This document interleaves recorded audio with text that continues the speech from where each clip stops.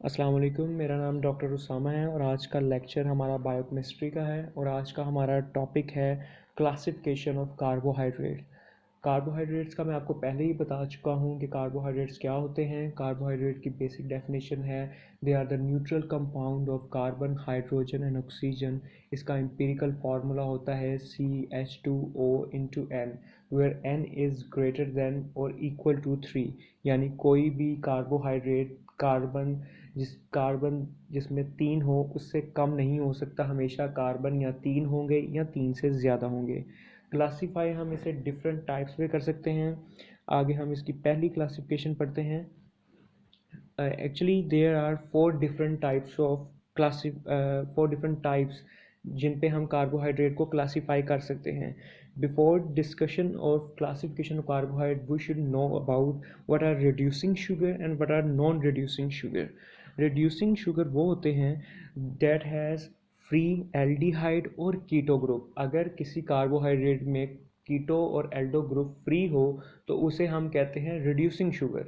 और अगर उस शुगर में कार्बोहाइड्रेट में एल्डिहाइड या कीटो ग्रुप फ्री ना हो, यानी किसी के साथ उसने अटैच किया हो या बॉन्ड वगैरह बनाया हो या लिंकेज बनाया हो, तो उसे हम कहते हैं नॉन रिड्यूसिंग शुगर या नॉन रिड्यूसिंग कार्बोहाइड्रेट्स।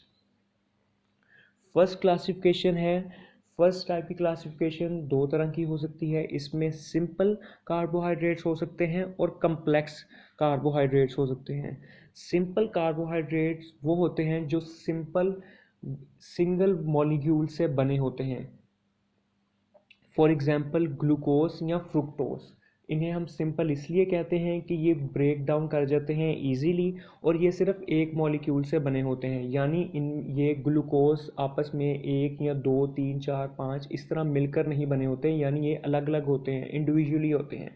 तो इन्हें हम कहते हैं सिंपल कार्बोहाइड्रेट। इन्होंने कोई भी 1,4 1,6 या 1,2 ग्लाइकोसिडिक लिंकेज किसी और कार्बोहाइड्रेट के साथ नहीं बनाया होता है, ये सोलली पड़े होते हैं। इन्हें हम कहते हैं सिंपल कार्बोहाइड्रेट। दूसरी क्लासिफिकेशन है कम्प्लेक्स कार्बोहाइड्रेट। इन्हें हम कम्प्लेक्स कार्बोहाइड्रेट इसलिए कहते हैं कि इसमें मोर देन वन कार्बोहाइड्रेट के मॉलिक्यूल्स होते हैं। For example starch and fibres. और इसकी एक और प्रॉपर्टीज़ ये है कि ये they do not break down easily. Starch का मैं स्ट्रक्चर आपको मैं एक्सप्लेन करता हूँ कि क्या होता है। कि स्टार्च में ऐसा होता है कि जो कार्बोहाइड्रेट स्टार्च बनी होती है ग्लूकोज मॉलिक्यूल से, ये लेकिन एक ग्लूकोज दूसरे ग्लूकोज से मिलता है, दूसरा ग्लूकोज तीसरे से, तीसरा चौथे से, चौथा पाँचवें से। ये आपस में 1,4 ग्लाइकोसिडिक लिंकेज के साथ आपस में जुड़े होते हैं, यानी ये इंटरमिंगल हो रहे होते हैं, इन्होंने कम्प्लेक्स सा स्ट्रक्चर बनाया होता है। तो इस क्लासिफिकेशन को हम कहते हैं कम्प्लेक्स कार्बोहाइड्रेट्स। और इसकी एग्जाम्पल में आता है स्टार्च या fibres. Second type of classification ये मोस्ट इम्पोर्टेंट क्लासिफिकेशन है। इसमें ये फर्दर चार टाइप पे डिवाइड होती है। एक इसमें हम मोनोसेक्राइड होते हैं, डाइसेक्राइड हो सकते हैं, ओलिगोसेक्राइड्स हो सकते हैं या पॉलीसेक्राइड हो सकते हैं। मोनोसेक्राइड हाँ वो होते हैं जिसमें सिर्फ एक सेक्राइड हो, यानी सिर्फ एक शुगर का मॉलिक्यूल हो, उसे हम कहते हैं मोनोसेक्राइड। वैसे भी इसकी टर्मिनोलॉजी से आप पता कर सकते हैं कि मोनो का मतलब होता है वन। अगर किसी में सिर्फ एक ही शुगर है तो उसको हम कहेंगे मोनोसेक्राइड। इसकी basic example glucose, galactose, fructose, mannose, ये सारी किसकी एग्जांपल हैं? मोनोसेक्राइड्स की। दूसरी टाइप इसकी है डाइसेक्राइड, यानी ये दो मोनोसेक्राइड के मॉलिक्यूल, शुगर के मॉलिक्यूल आपस में मिलते हैं और एक कंपाउंड बनाते हैं जिसको हम कहते हैं डाइसेक्राइड। इसकी एग्जांपल में है लैक्टोज और माल्टोज। ये इसकी नेक्स्ट स्लाइड है। ये आप देख सकते हैं कि ग्लूकोज सिंपल सिंगल मॉलिक्यूल है, सिंगल सेक्राइड है। फ्रुक्टोज किसी के साथ ये अटैच नहीं है, सिंगल है, इसलिए हम मोनोसेक्राइड। इसी तरह गैलेक्टोज भी किसी के साथ अटैच नहीं है, सिंगल है, तो इसे हम कहेंगे मोनोसेक्राइड। लेकिन अगर ग्लूकोज और ग्लूकोज का मॉलिक्यूल आपस में मिल जाएं ग्लाइकोस 1,4 ग्लाइकोसिडिक लिंकेज के साथ, तो ये स्ट्रक्चर बना देते हैं माल्टोज।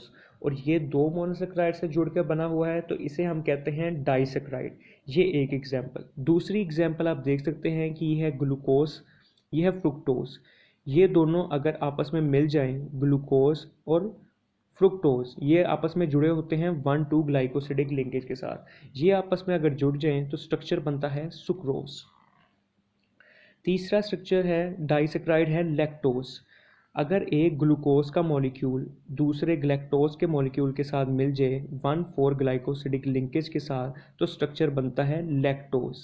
एक और इम्पॉर्टेंट बात कि ग्लैक्टोज कौन सा है, ये क्या है, मोनोसेक्राइड। ग्लूकोज क्या है, मोनोसेक्राइड। दो मोनोसेक्राइड आपस में मिलेंगे तो क्या बनेगा, डाइसेक्राइड। यानी डाई का मतलब होता है 2, यानी दो सेक्राइड आपस में मिले तो वो उन्होंने स्ट्रक्चर बना दिया डाइसेक्राइड।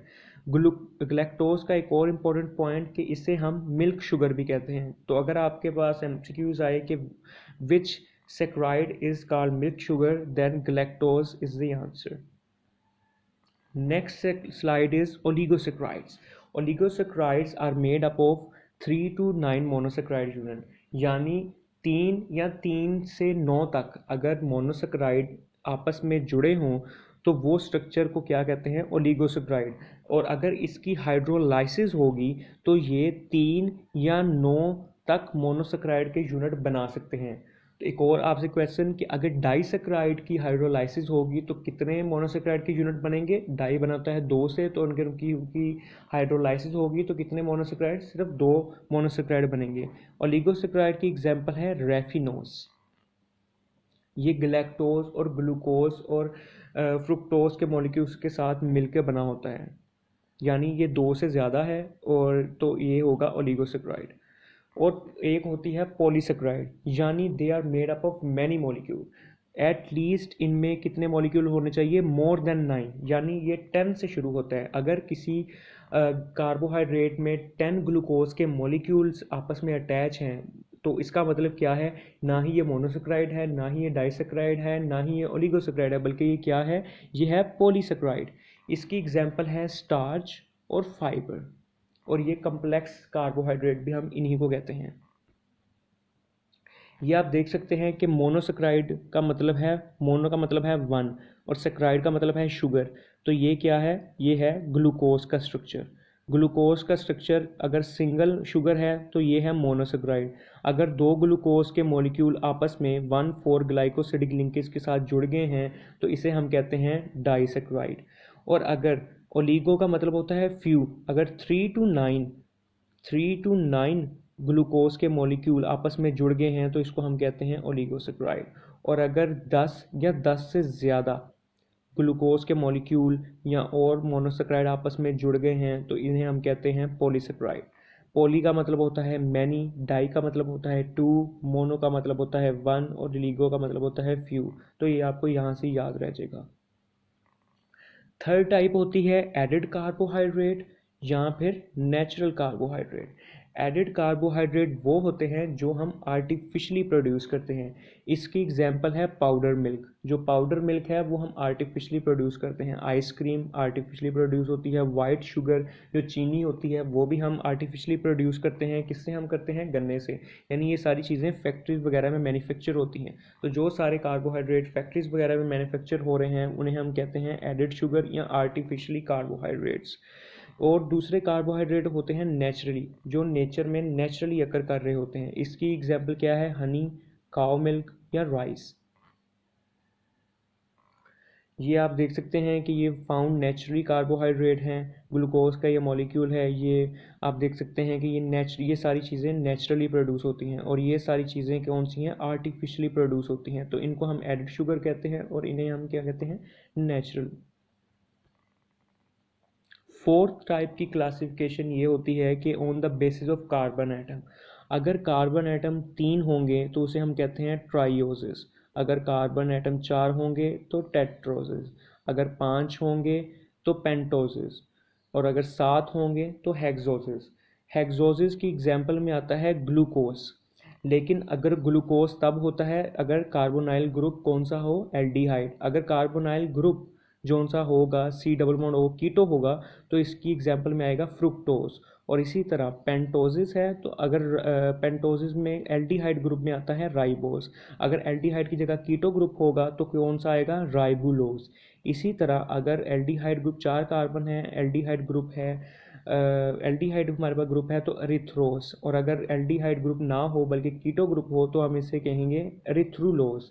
इसी तरह ट्राइयोसिस में ये 3 कार्बन डाईहाइड्रोक्सी एसीटोन लिखा हुआ है। ये तब होता है जब कार्बोनाइल ग्रुप हमारे पास कीटो हो, और अगर एल्डो हो तो हम इसे क्या कहते हैं, glyceraldehyde. Thank you very much.